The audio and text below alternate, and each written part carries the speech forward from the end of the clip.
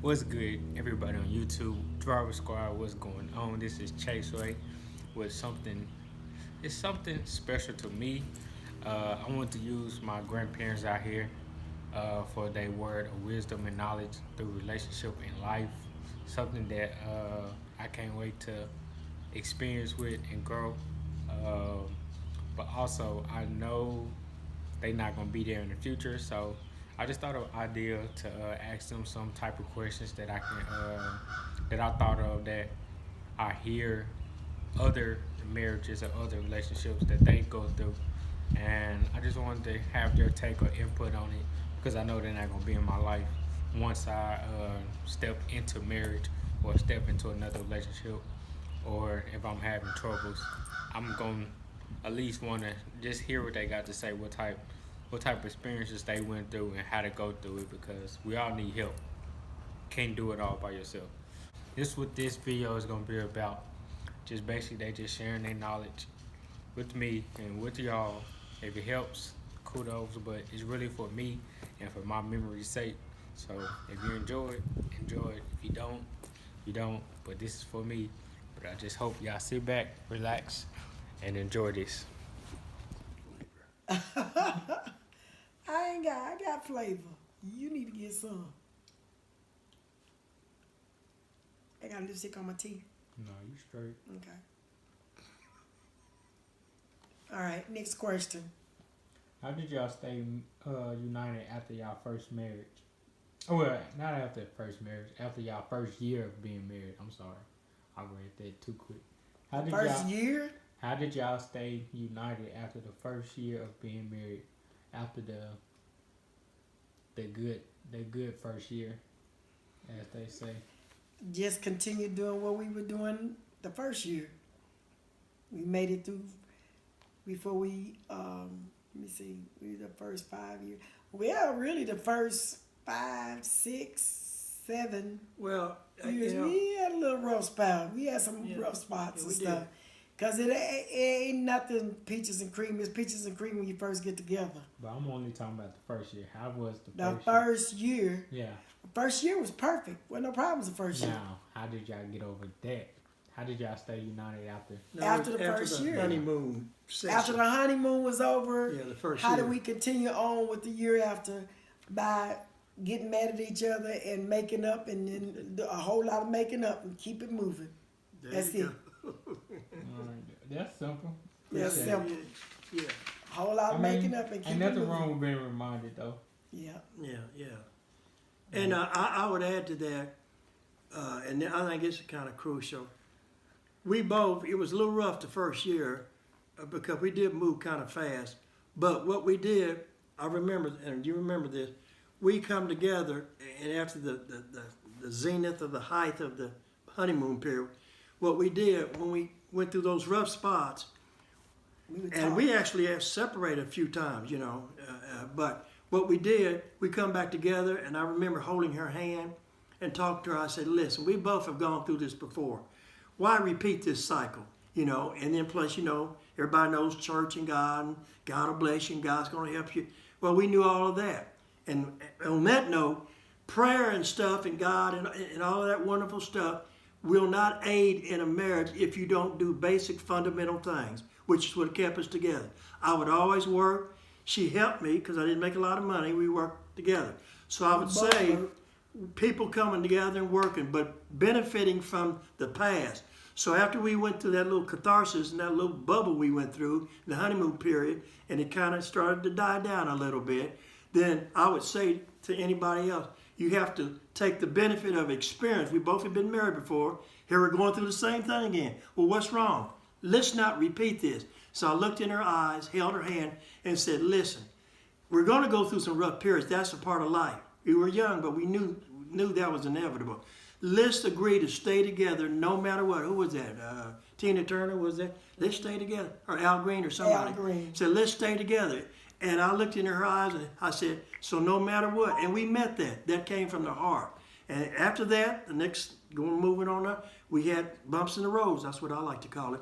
But we reflected back on the promise that we made ourselves, much less. And God, you stand before God and take the vows, which nobody really keeps to. But in a nutshell, what we did, we decided we are going to stay together, build a family, build a relationship, and it took the benefit of looking back on past mistakes and saying, listen, we're going to stay on board the ship. And when the waters get rough, when the tempest gets rough, weather out the storm. And that's what we did. And if you have that mindset, you can make it. And like I say, the Bible and prayer and all that is good, but quick illustration, if a man won't work, God's not going to rain down manna from heaven. The woman's going to get frustrated. You're going to separate. So prayer and God and all those good things, that has to come in alignment with doing fundamental things. The man has to work, not beat his wife. And none of those major things we had. But I would work, and she worked. And so we could have a home, we could have a family. The fundamental things must come into practice. Elementary things come into practice. And once you meet those standards, then you pray and ask God, and then that can sustain you through the storm. Correct. I did all of that. Ditto, she says. I appreciate it. I guess y'all can throw, on this question, y'all can just throw some examples out there. But what are some things that you should just trust your partner on? Did you say trust or distrust? Trust. What are some things that you should just trust your partner? Just trust, meaning not what nobody else say, but only. Do you mean just or only? Trust. I'm sorry. Just like say like Exclusively. say like you handle the bills. Mm-hmm. He should never have to put in himself he should never have to Do be it. like, Deal hey, with it. those bills get paid. Right. You like he trusts. Okay. He trusts. Trust that I'm gonna take care of it. Yes. So. Well, that's a good example right there to answer your question, because technically that's how we do.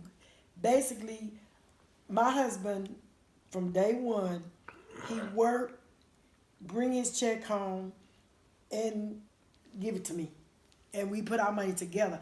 I work. We both have always worked in our marriage. Okay, we both have always worked, and we put our money together.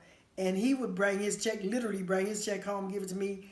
I take our money, put it in the bank, and from that, I pay all our bills.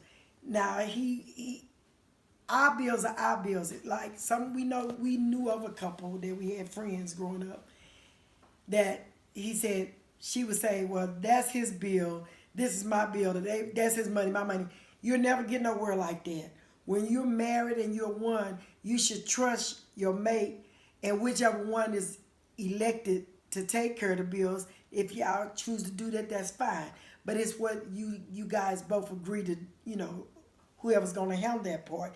And the opposite, well, he had to trust me that I was going to take care of our bills and pay them. Okay, Mm-hmm. He didn't have to worry about, well, did you pay that bill or did you that? Now, Okay. my husband has always been. Before you go into that, Okay. can you just give, in your mind, what are things that you trust Papa on that you know you don't have to worry about before you go into describing others?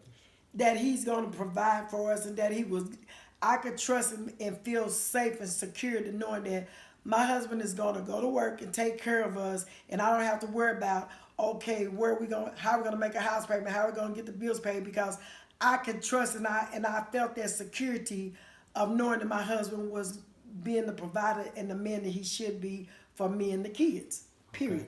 Okay? So that's something that a woman needs to have, is security in knowing that her husband, not these days, the man and the wife work, but most cases, it more than likely the woman stays home and provide for the household and the kids and stuff. She don't go work, but she like to trust to know that she got a man that's going to go out and provide for the family and take care of her.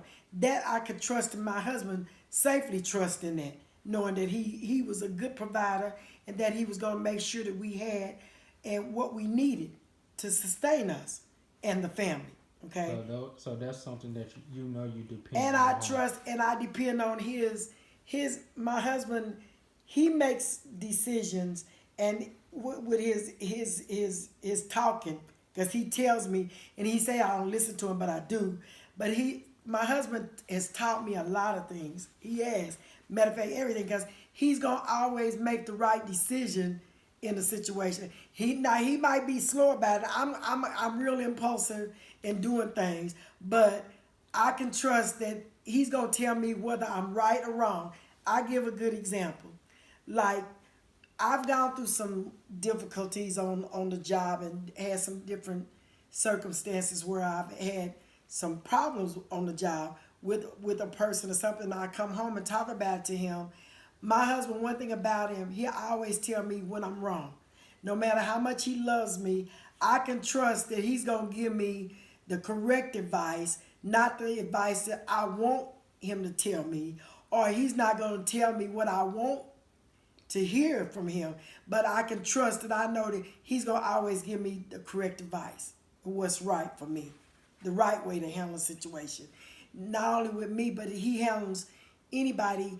My husband, I can trust that my husband has the integrity to where he cares enough about people, and most of all, the truth and doing things right.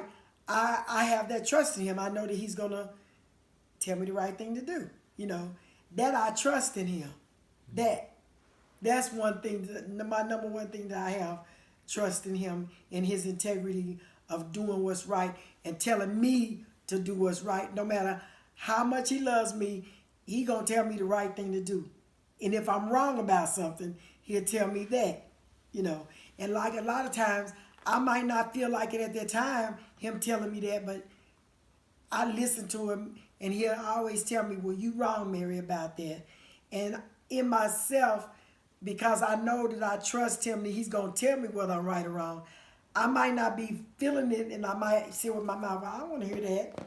But in my inner side, I really do want to hear it, because I know he do, But I might be saying, I don't want to hear that. But then when I'm off to myself, I say, well, honey, thank you. I'm glad that you told me, because he stopped me a lot of times where I was going to make a wrong decision. And he said, well, Mary, you'd be wrong if you did that. And at that time, I was like, I'm going to tell her. I'm going to tell her. Like you are referring to my friend. She did something that really upset me.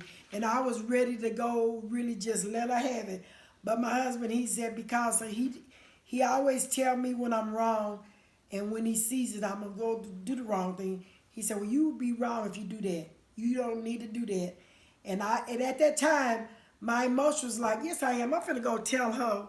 But then when he said that to me, my whole emotions changed, because I respect him and I respect his opinion.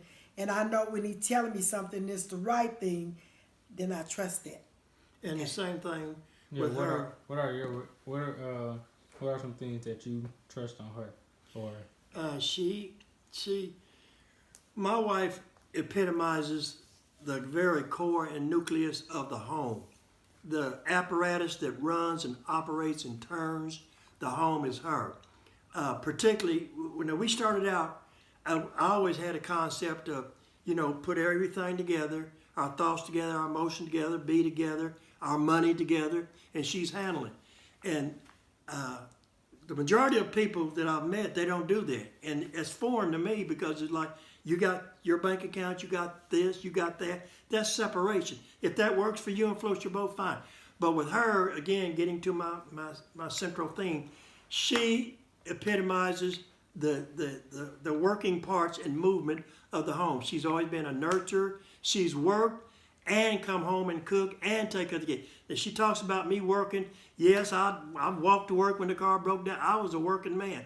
But what she's not telling you, that she did the same thing. And then when I come home, I kick up my heels. She fixed the dinner. A woman's work, as they say, is never done. And I appreciate her and love her so much, because, again, she would come home, and a woman's work is never done. She'd come home and cook the dinner. I'm talking about full meal, not pizza and so forth. She would come home from an 8 to 5 job and cook full meals with those kids 24/7. Maybe on the weekend, we might chill and go out and eat, but she worked. So I can trust, I've always been able to trust her. She's a very beautiful woman. And let's just face it, let's real talk. Can I talk? Affairs and men and things.